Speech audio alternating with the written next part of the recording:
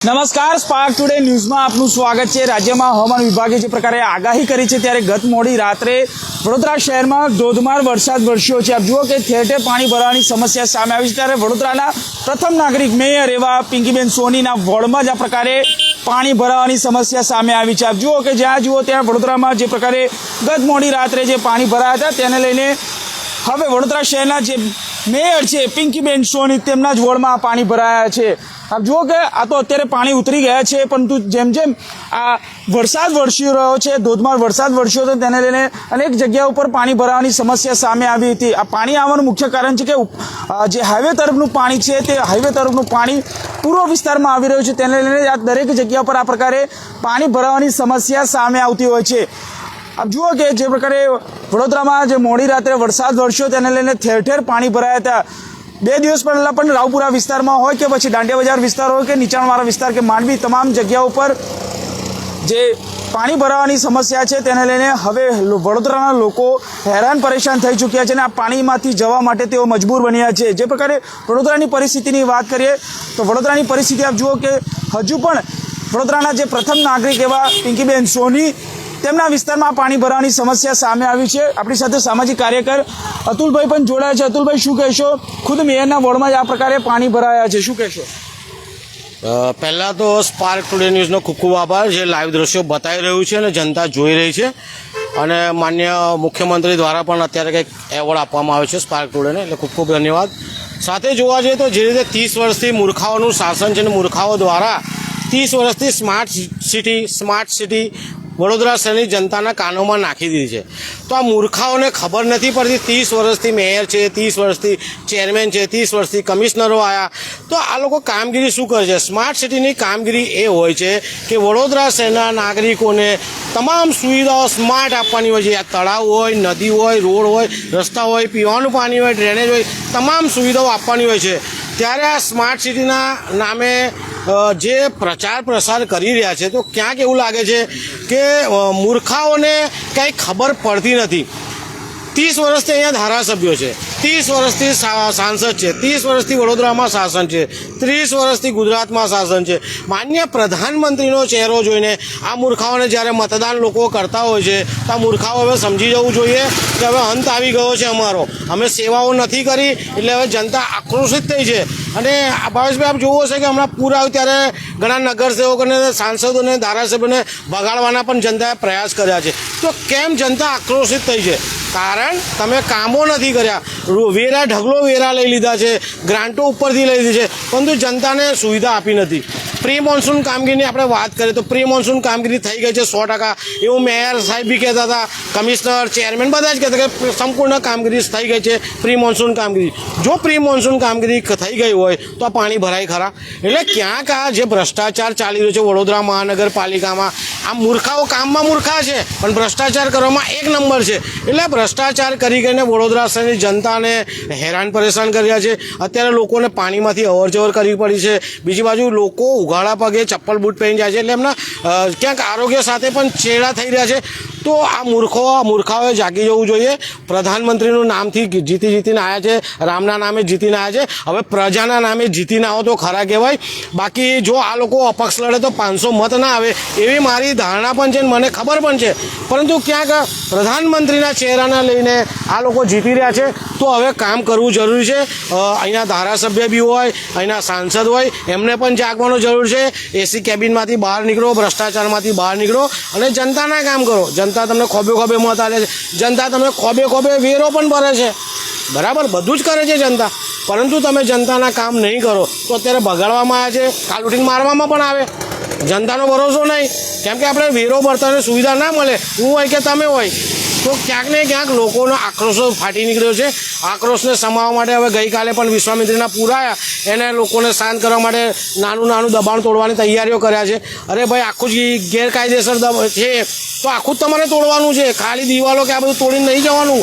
ઘણા બધા એવા છે કામો કે એમને કરવા પડશે, નહીં તો જનતા આક્રોશિત છે. જનતાને કામો જોઈએ છે, જનતાને સુવિધાઓ જોઈએ છે. અતુલભાઈ, સવાલ એ છે કે સ્પાર્ક ન્યૂઝ અહીંયા પહોંચ્યું છે ને હવે જે વીએમસીના કર્મચારીઓ પણ અહીંયા પહોંચ્યા છે ને હવે ગટરો ખોલીને પાણીનો નિકાલને માટેની શું માનો છો? પહેલેથી જો આ પ્રક્રિયા હાથ ધરી હોત તો અત્યારે આ પરિસ્થિતિ ના સર્જાય. હું એ જ કહી રહ્યો છું કે પ્રી મોન્સૂન કામગીરી કરવામાં આવી નથી. ખાલી 2-4 જગ્યાએ પ્રી મોન્સૂન કામગીરી કરીને પેલા આઈટી સેલમાં બેસીને લોકો સારા ફોટા મૂકી દે છે. આજે ફલાણામાં કામ કરી, આજે ઢીકણામાં કામગીરી કરી. આજે આઈટી સેલને બી અમારી વિનંતી છે કે આ બી ફોટા મૂકો કે અમારા લીધે લોકો પાણીમાંથી નીકળ્યા, અમારા લીધે લોકો રોગચાળો ફેલાયો. આઈટી સેલ ખાલી સ્વચ્છતાના ફોટા, ગટરોના ફોટા મૂકે છે. આઈટી સેલને વિનંતી છે કે આ બી ફોટા આજે મૂકજો, લોકોને ગુમરાહ ના કરો. લોકો વેરો ભરે છે, ઘણા લોકો કચરા પોતું વાસણ કામ કરીને વેરા ભરે છે, તો તમે એમને સુવિધા આપો. અત્યારે જોઈ શકો છો પ્રી મોન્સૂન કામગીરી નથી કરી, એના કારણે ગટરો ખોલવા નીકળી પડ્યા છે. તો તમારે કામગીરી કરવાની છે. પ્રી મોન્સૂનમાં તમને નાણાં પણ આપવામાં આવે છે, તો તમે નાણાંનો ઉપયોગ કરો. તમે કોઈ જગ્યાએ કશો ઉપયોગ કરવો નથી, ફક્ત સ્માર્ટ સિટીની વાતો કરી છે, પોકળ વાતો કરી છે. આખું વડોદરા શહેર ડૂબી રહ્યું છે. હવે તમામ ધારાસભ્યો જાગવાની જરૂર છે, સાંસદે જાગવાની જરૂર છે. વાતો કરવાની જરૂર નથી, માઇકો પર ભાષણ આપવાની જરૂર નથી. રોડ પર નીકળજો, કામો કરજો. આગળ કોર્પોરેશન આવી રહ્યું છે, ધોઈ ના જાઓ. કોંગ્રેસ બી હવે આવે છે ને અપક્ષો બી ઘણા ઊભા રહેવાના છે. આ સહી વાત છે. વડોદરા શહેરમાં તો જનતા કંટાળી જ ગઈ છે. હવે બોલે નહીં, કરીને બતાવશે. અંડર કરંટ બી આવશે. એટલે તમે જે પણ સાંસદ હોય, ધારાસભ્ય હોય, નગરસેવક જાગી જજો. અને જે પણ બીજા અન્ય હોય, ભારતીય જનતા બધા જાગી જજો, ને તો ધોવાયો 6 વખત તમે લોકો. જે રીતે વરસાદનું પાણી ભરાય છે, અતુલભાઈ, સવાલ એ છે મારો, મોટી બુલબાંગો પુકારી રહ્યો છે કે વડોદરા શહેર સ્માર્ટ સિટી બધું જ સ્માર્ટ છે, પરંતુ માત્ર કાગળ પર જ હોય. કારણ કે જો આ ખરેખર સ્માર્ટ સિટીને પ્રી મોન્સૂન કામગીરી કરી હોત તો આ પ્રશ્ન જ ના ઉભો થાત ને. હું એ જ કહું છું, સ્માર્ટ સિટીમાં તમામ વસ્તુઓ સ્માર્ટ હોવી જોઈએ. ગટર, પાણી, રોડ, ડ્રેનેજ તમામ વસ્તુ સારામાં સારી હોવી જોઈએ. પરંતુ આ સ્માર્ટ સિટી કહીને વડોદરા શહેરની જનતાને ગુમરાહ કરી છે.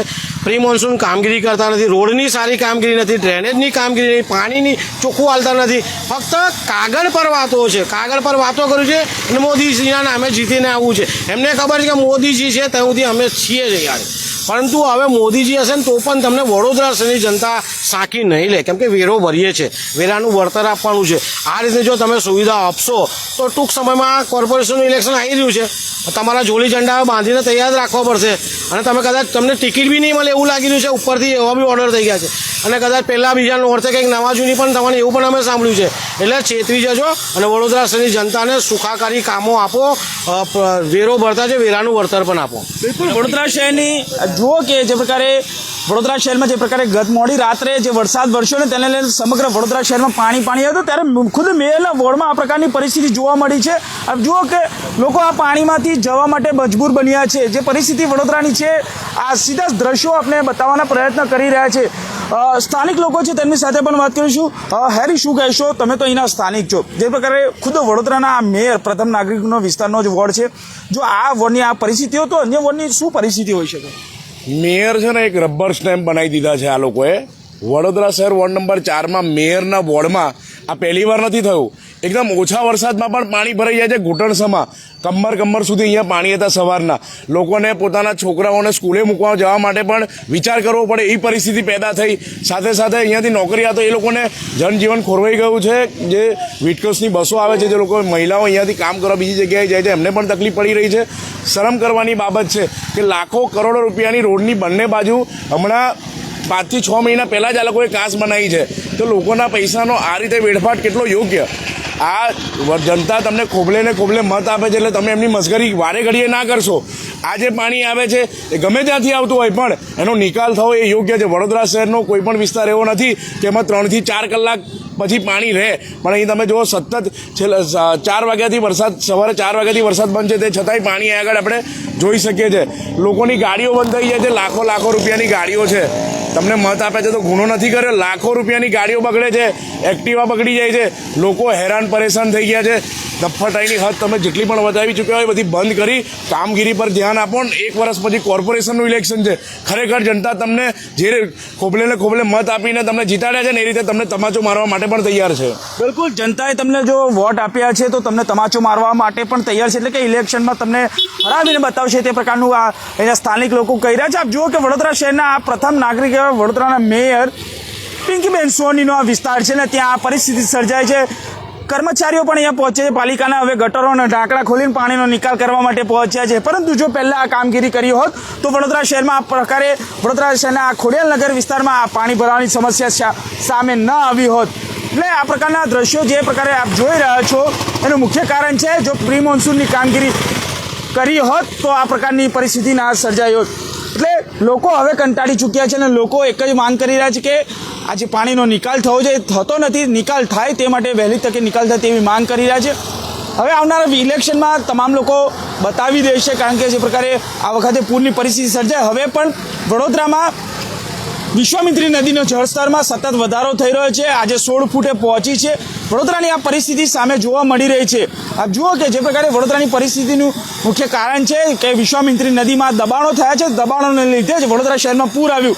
ત્યારે હવે નોંધપાત્ર ફરી એક વખત વિશ્વામિત્રી નદીમાં વધારો થયો. તો રાજ્યના હવામાન વિભાગે જે પ્રકારે આગાહી કરી છે કે હજુ પણ છેલ્લા આવતીકાલના જે 3 દિવસ છે, આવતાકાલના તમામ જે 3 દિવસો છે, 3 થી 4 દિવસ સુધી ત્યાં આગાહી કરવામાં આવી છે. હજુ પણ વડોદરા શહેરમાં વરસાદ વરસી શકાય. ઉપરવાસમાં પણ વરસાદ વરસી રહ્યો છે. તેનું સીધું પાણી આજવા સરોવરોમાં આવી રહ્યું છે અને આજવા સરોવરનું પાણી વિશ્વામિત્રી નદીમાં આવી રહ્યું છે. ત્યારે ગત મોડી સાંજે વડોદરામાં વરસાદ વરસ્યો અને આ વડોદરાના જે પ્રથમ નાગરિક એવા મેયર પિંકીબેન સોનીના વોર્ડમાં આ પ્રકારની પરિસ્થિતિ સામે આવી રહી છે.